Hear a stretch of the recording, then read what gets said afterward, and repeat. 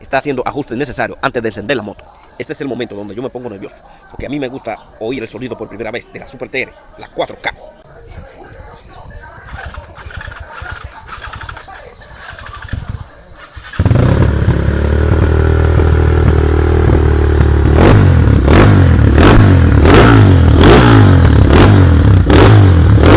La verdad es que la Super TR es una grasa encendida.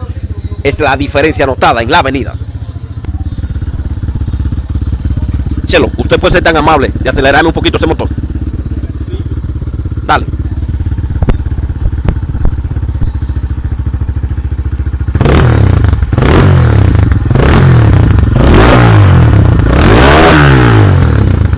Nuestro compañero de trabajo, Chelo Racing, dice que está muy emocionado de haber acelerado la Super TR, la 4K.